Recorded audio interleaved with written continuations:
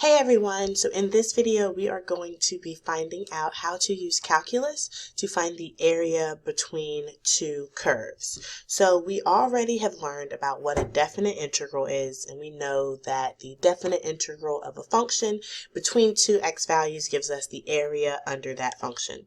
So for example here, if I'm only looking for the area that is between two functions, what we do is we take the whole area that's under the larger function, and then we subtract the area that was under the smaller function. So I know that's a bunch of scribbles, but hopefully you can see how that blue region would be equal to that purple region minus that orange region, which is what we're going to be working with. Finding the area between two functions will be equal to the area under the first function minus the area under the second function. Now, the order that we subtract in does matter, so it does matter which function we put first and which function we put second. And from looking at the pictures, you can see that the function that needs to go first is the larger function, the function that's higher up, the function that has a higher value. So that's one thing that we will have to pay attention to as we go through these examples. So here we have two functions, f and g, that are continuous on some closed interval. And this inequality here is dealing with the same thing that I was just talking about. This is saying that g of x is smaller than f of x. So f of x is the larger function, the function that's higher up. If we're looking for the area in between those two functions, we would take the integral from a to b, that's the interval that we're working on, of the larger function, f of x, minus the smaller function, g of x, dx. In other words, you can think of this as the integral from a to b of the top function minus the bottom function, dx. Okay, so let's look at some examples. In example 1, we want to find the area of the region that is bounded by y is equal to x squared plus 2, y is equal to negative x is equal to 0, and x is equal to 1. So I'm going to get started by just sketching out what this region looks like. I think that's very important, especially for problems like this, because we need to pay attention to which function is on top and which function is on bottom. So x squared plus 2 is a parabola that has been shifted up 2. It looks like that. I know it has a vertex right there at 0, 2.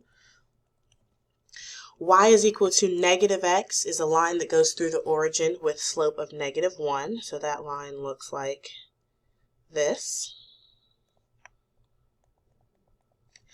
The line x equal to 0 is the y-axis. So we already have that sketch. I'm just going to highlight it in a different color.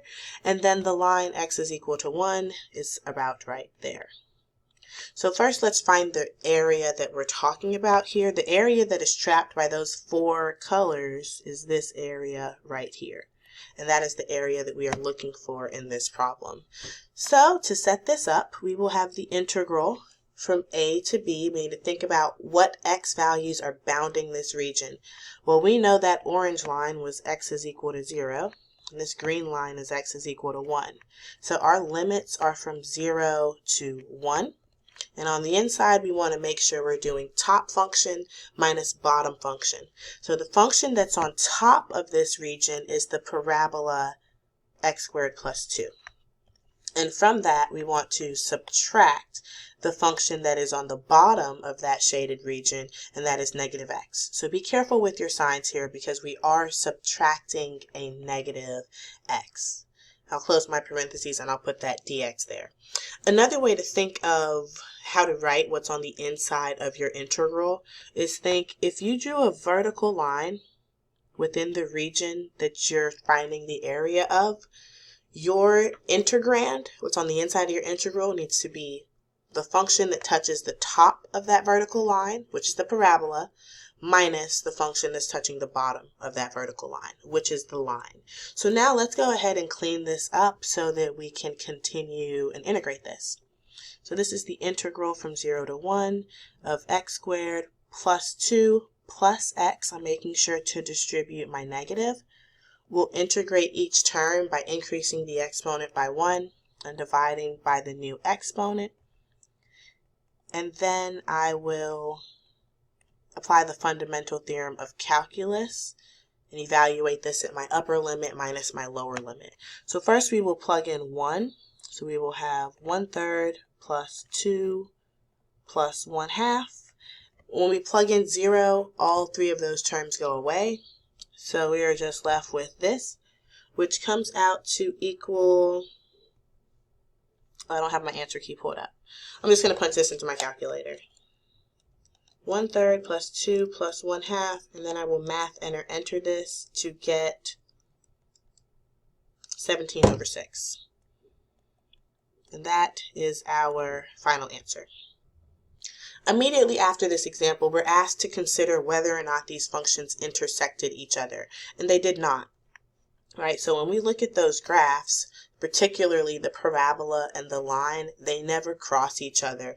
We're going to have to be a little careful with examples where the graphs do cross each other. So let's look at example 2. In example 2, we want to find the area of the region enclosed by the parabola 2 minus x squared and the line g of x is equal to x. So first I'm going to get started and just make a sketch of these functions. So 2 minus x squared is a parabola that opens down and has been pushed up 2. So it looks something like this. It has a vertex at 0, 2, but it opens down because the x squared term is negative. And then the line g of x equal to x is a line with slope 1 that goes through the origin. So that line looks something like that. So let me extend my parabola down a little bit more so I can see where they meet each other. So there definitely is some area that is captured here between those two, right? Now, in order for us to find that area, we're going to need to take the integral from x value to x value. So what we need to know is what is the x value here where these points intersect, where those graphs intersect, and what is the x value here where those graphs intersect. So where are those two functions equal to each other? Because where they're equal to each other is where they're touching each other. There's lots of different ways that we could do this. We could calculate the intersection in our calculator. When I see you all in class tomorrow, I will show you how we can do that on our calculator if you don't already know. We could also, of course, use algebra to figure out where those functions are equal by literally just setting them equal to each other and solving. This is a quadratic equation, so I'm going to get 0 on one side. I can factor this equation, factors into x plus 2x minus 1. And I can see that we have two solutions at x equal -2 and x equals +1. Okay, so I do know that this is this point now, the point on the right side, has an x value of 1. The y value would be 1. Just plug it into either function, although the y value is not terribly important right now. And this point here is -2, -2. So now we know that our x limits are from -2 to 1. On the inside of this integral, we need to be doing the top function, which is 2 minus x squared, minus the bottom function, so we are subtracting x. And then we will come in and integrate term by term. The integral of 2 is 2x. On that -x squared, we will increase the exponent by 1 and then divide by the new exponent. And on that last term minus x, I'll do the same thing, increase the exponent by 1, divide by that new exponent. We're now applying the fundamental theorem of calculus, where we will evaluate this from 1 to -2. So we're first going to plug in 1, and then I'm going to subtract. Make sure you're using parentheses there, because that negative from the fundamental theorem of calculus will need to be distributed to everything that we get once we plug in -2. We also need to be careful plugging that -2 in because it's negative. Make sure you're using parentheses, especially where it matters. You have to be careful with that minus sign there. So all of this will come out to equal, if I just punch all that into my calculator, I'll get 4.5. Or you could write it as a fraction as 9/2. In example 3, we want to find the area of the region enclosed by this cube root function and this line. So I'm again going to begin with a sketch of the graph. And if you're not so sure how to sketch this, if your knowledge of parent functions and transformations has faded, you can always put this into your calculator. the cube root of x minus 1 is a cube root function that has been shifted 1 unit to the right. So that looks like this, where I know this is the 0.10, and I know if I plug 0 in, we'll be getting out -1. Now let's talk about this line. The line x minus 1 is a line with slope 1 and a y-intercept of -1. So it hits the y-axis at -1. It also hits the x-axis at 1. That line looks something like this. Now my drawing's not the most beautiful drawing in the world, but hopefully you can see the area that is captured in there. I'm going to draw a little separate drawing off to the side just to make sure that everything is clear here. We have this cube root function, and then we have this line kind of coming in and creating these two little slivers of area that are trapped. But what is interesting, let's label some points here for context. So this is the 0, -1. This is the 1, 0, where they meet each other. We haven't exactly said what that point is there, what this point is right here. You might be able to look at that and see that that's the point 2, 1, because if we plug 2 into both of those functions, they're both going to give us out 1. Again, we could calculate that intersection on the calculator if we were not sure about that. So now that we have all these points labeled and we know all these where this graph intersects at, what we do notice is that it's not always the same function on top. So what I mean by that is right here in this piece down here that I'm shading in blue, the line is on top. However, in this second piece where area is trapped between those two functions, it is now the cube root function that is on top. So we're going to have to set up two separate integrals to make sure that we're always doing top minus bottom. So for that first area in blue, we will be integrating from 0 to 1, looking at my x limits of integration, of top minus bottom. In that case, the line of x minus 1 is on top, and the cube root function of, well, x minus 1 to the 1/3 is on the bottom. And then I will close parentheses on that and put a dx. I will then add that blue area to the green area that runs from an x value of 1 to an x value of 2, where now the cube root function of x minus 1 to the 1/3 is on top. And from that, I will subtract the line, which is x minus 1. I need to make sure I'm distributing that negative. So I'll wrap that in parentheses. And then I'll put a dx on the end of this. Okay. So let's go in and do some integrating. So starting off, we have the integral of x, which will be x squared over 2. From that, we're subtracting 1. Minus 1 integrates to minus x. This x minus 1 to the 1/3, you could go off to the side and do a u sub for that. But du is just 1, so that'll make this pretty straightforward. If I let u equal x minus 1, then my du is just 1 dx. So this is really just the integral of u to the 1/3 du, which we know we will increase our exponent by 1 to have u to the 4/3. We're dividing by the new exponent, which will give us a 3/4 in front. And I'll stick a plus c over there because you know how I am about notation. Just doing this off to the side. I won't really have a plus c when I put it back in there, right? Because we have limits on our integral. I'm just going through the substitution here. So this is the integral that we need. Okay, so this is a minus 3/4 x minus 1 to the 4/3. Let's go on. Well, let's not just yet. Let's make sure we realize that this first integral is evaluated from 0 to 1 for the blue area. Then we'll go on and we'll integrate that second integral, which we'll see a lot of the same things show up again. We still have a 3/4 x minus 1 to the 4/3. Keep in mind this is a minus x plus 1 after you distribute that negative. So this is a minus x squared over 2 plus x. And this piece needs to be evaluated from 1 to 2. So now I'm ready to come in and do some evaluations here using the fundamental theorem of calculus. So starting in the first integral, I'm first going to plug in 1. I have 1 squared over 2 minus 1 minus 3/4 times 1 minus 1 to the 4/3. 1 minus 1 is just 0, so I don't need that. I'm now going to plug in 0. So be careful, because a lot of times people see 0 as a limit and they say, oh, everything's going to go to 0. I don't need to plug it in, and that's not necessarily true.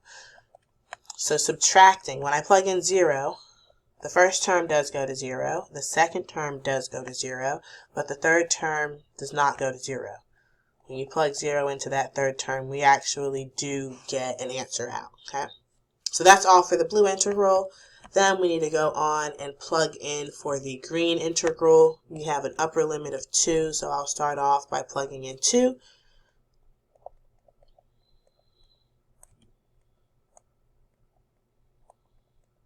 And then I will subtract and plug in my lower limit of 1. Notice that every time I subtract in the fundamental theorem of calculus, I'm making sure to use parentheses. I know 1 minus 1 is 0, so that won't matter. This is a minus 1/2, and then a plus 1. Okay, so now we just have a bunch of simplifying to do, and really nothing stops us from putting all of this into our calculation. 2/4, which is a half.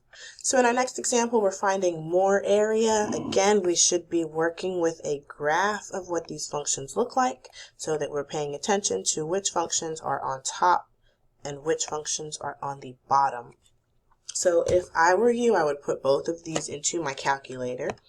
And when you did that, you would see something that looks like this. There's the cubic function. And then the parabola looks something, so that's this cubic function there. And then this parabola looks something like this.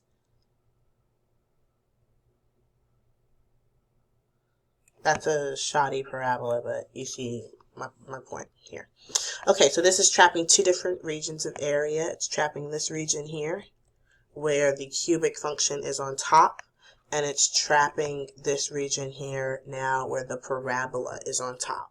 From your graph, you will also be able to determine that the points of intersection that this function has are at -2. This is the next value of -2, -8. And then the other place right here where they switch at, that's at the origin 0, 0. And then the final place where they meet is at the point 2, 0. So those points help us understand our limits for what we need to use when we're integrating. So now let's go set up our integrals. First integral will run from -2 to 0. We need to start with the top function, which would be the cubic function. So that's 3x cubed minus x squared minus 10x. And from that, we are going to subtract the parabola, which is a -x squared plus 2x. I'm going to go ahead and distribute that negative, so it will become a positive x squared minus 2x. There's our first integral. Our second integral for the area in green is running from 0 to 2. The top function there is the parabola, -x squared plus 2x.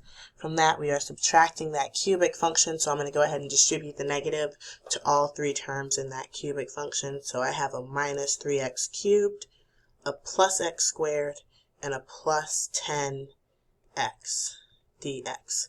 And now let's go ahead and integrate. Well, I'm going to go ahead and cancel these x squareds. I just saw them. I'll cancel those so I don't have to even integrate that. When I integrate that -10x, we'll get a minus 5x squared. And when I integrate this -2x, we'll get a -x squared. This piece here is all evaluated from -2 to 0. We'll add that. Let's go on and continue. Cancel those x squareds before we get started. You could think of those two coming together, that 2x and that 10x, to give you a 12x. I'll integrate that 12x first, which would give me a 6x squared. And then I'll go on and integrate this minus 3x cubed, so I'll have a minus 3/4 x to the 4th. And this will be evaluated from 0 to 2. So now I'm going to go ahead and start plugging in my limits. Here's another example. You see 0 is the first thing that needs to be plugged in right there. Upper limit minus lower limit. When you plug in 0 to all three of those, everything goes to 0. But you should still write that 0. Because the fundamental theorem of calculus says to subtract whatever you get now when you plug in -2. So it's that subtraction right there that needs to apply to everything on the inside of here that I see a lot of students leave off. I could have combined those from there. I'm seeing it here now. But that's okay. So that's everything we get when we plug in -2. Now let's go plug 2 into that second piece. So that's 6 times 2 squared minus 3 times 4 times 2 to the 4th. And if I were to plug all of this into my calculator, I'm just going to double check what I think it is. This is -3 times 16 over 4 minus 5 times 4 minus 4 plus 6 times 20, well, plus 24. 6 times 4 is 24. Minus 3/4 times 16. And that gives me a positive 24 as my answer. This last example I want to look at, particularly because this whole time I've been saying, oh, we need to be graphing these functions so we can pay attention to which function's on top and which function's on the bottom. But if we're working with just our graphing calculator, we could not so easily put in that first equation of x is equal to 3 minus y squared, because it's not a y equals equation. So first let's turn it into a y equals equation, and then we will graph what these equations look like. So I'm first going to take this equation and solve it for y. So I'm going to get the y squared on one side of the equation by itself. So I get y squared is equal to 3 minus x. And then to solve for y, I would need to take the square root of both sides. But when we take the square root, we have to make sure that we're doing plus or minus. So we get that y is equal to the positive square root of 3 minus x and the negative square root of 3 minus x. So we would put two equations into our y equals on our calculator for this one. For y1, you would put the square root of 3 minus x, and in fact, I'm going to use a different color. y1, you can put the positive square root. I'm going to go ahead and start working on my graph. That positive, looks a weird y-axis. That positive square root will look like this when you graph. It's been reflected over the y-axis and it's been shifted right 3. So that looks like that. Well, not like that, but more like that. And I've lost my x-axis. There we go. So there's the positive square root. I would also put the negative square root in my calculator, the negative square root of 3 minus x, which looks exactly the same, but this time under the x-axis, like this. So you see that sideways parabola showing up there. In fact, we have graphed these things before. We talked about this in 172. We learned about parabolas that open right and left. Okay, anyways, last equation we have is this line x is equal to y plus 1. I can easily solve that for y and see that's the line y is equal to x minus 1, which when I graph that will look like this. I'm just trying to make sure my graph looks accurate. Okay, there we go. So our graph looks something like that. Again, the graph needs to be accurate because we have to pay attention to what function is on top and what function is on bottom. So we have to look at this area that we're working with and ask ourselves, is the same function always on top? Well, in everything that I've shaded so far in gray, in fact, up until I get right there to this point here, which is the point 2, 1, the line is always on top. And the negative parabola, the negative square root, half of that parabola is on the bottom. But once we get past that into this orange region here, then the positive square root is on top and the negative square root is on the bottom. So we're going to have to split this up into two separate integrals. We do need to know what that leftmost point of intersection is. It is an x value of -1, -2. So for the first region that is in gray, that would be an integral from -1 to 2, talking x value to x value, of top minus bottom. And what's on top there is the line x minus 1, and what's on the bottom is the negative parabola, or the negative half of the parabola, so the negative square root. So from that, I would be subtracting the negative square root of 3 minus x. So we'd really be adding it. And I'll go ahead and put a dx on that. And then for the second integral, we would be starting at an x value of 2 and ending at this point right here is 3, 0, at an x value of 3. And then inside that integral, we have the upper function, which is the positive square root of 3 minus x. And from that, we are subtracting the lower function, which is the negative square root of 3 minus x. And then we have a dx on the end of that. And so now I'm just going to clean up these integrals and go through this integration. So we have the integral from -1 to 2, x minus 1 plus the square root of 3 minus x dx, plus the integral from 2 to 3 of, this will really just be 2 of those square roots, because we have the square root of 3 minus x plus the square root of 3 minus x. So let's go ahead and start integrating. This is x squared over 2 plus x. You will need to do a u sub on that square root of 3 minus x, because your du is going to come out negative. So you will ultimately end up with a negative 2/3 3 minus x to the 3/2 power. I won't go through that. I trust you all to do a u sub. This first piece is evaluated from -1 to 2 plus. And then moving on to that second integral, again bringing in another u sub that is going to turn negative because of du. This will be a -4/3 3 minus x to the 3/2 power. This will be evaluated from 2 to 3. Okay, I'm not going to go through all that evaluation. This is just plugging a bunch of stuff in. You should be getting 9/2 as your final answer. So please do go through that and plug in those limits and make sure you get 9/2. But I'd like to finish this video with presenting an alternative to solving this problem. So in all of these examples, we have been doing top minus bottom. In fact, we broke this integral up because the top function was not always the same. But we don't have to do top minus bottom. Alternatively, we could do right minus left. And so what I mean by that is that when we look at this region, is it always the same function on the right and the same function on the left? So this time, instead of drawing a vertical line, if I come in and I draw a horizontal line, well, the function on the right is that equation there, the x equals 3 minus y squared. Because remember, that x equal 3 minus y squared is this entire thing. I had just cut it up into 2 pieces when I solved for y, but I didn't really have to solve for y. I could have left it as that sideways parabola equation and always seen the parabola on the right and the line on the left.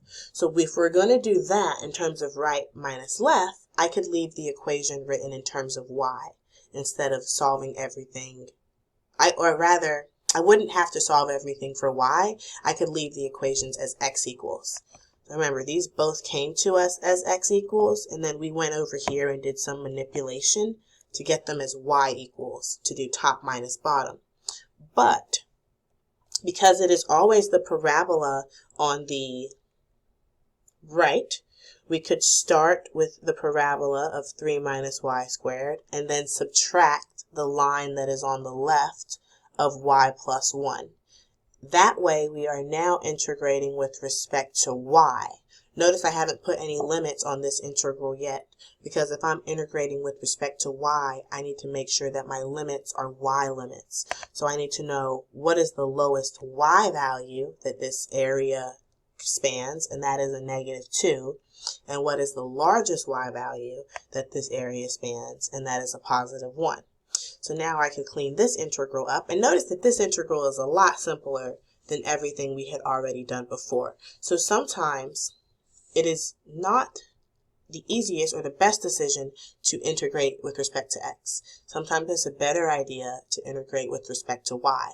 But if you're going to integrate with respect to y, a couple of things need to be happening. Your equations need to be in the form of x equals something in terms of y. Secondly, your limits on your integral need to be y values, coming from the bottom y value to the top y value of the function. And then thirdly, you should only have y's on the inside of your integral, and you're doing right minus left. Okay, so let's continue integrating this, or simplifying and integrating. So I have the integral from -2 to 1 of 3 minus y squared minus y minus 1 dy. I'll combine that 3 minus 1, that gives me a 2 minus y squared minus y dy, and now I'll go ahead and integrate. So I have 2y minus y cubed over 3 minus y squared over 2, and we want to evaluate that from -2 to 1. So I'll first plug in my upper limit of 1, which will give me 2 minus a third minus a half. Fundamental theorem of calculus tells me to subtract what I get when I plug in my lower limit of -2. I'm doing a bunch of math in my head right now, and I'm just going to grab my calculator and punch all of this in there. And one thing I am noticing is I have a 2 down here when I should have a 3 from that right there. So 2 minus 1/3 minus 1/2 minus, open parentheses, -4 plus 8/3 minus 2, close parentheses, equals 4.5, which is the same thing as 9/2. So we'll look at more examples together as you work on your classwork and your WebAssign homework. And especially into some of the lessons that we're going into soon, sometimes we will want to integrate with respect to y and think of things in terms of right minus left as opposed to top minus bottom.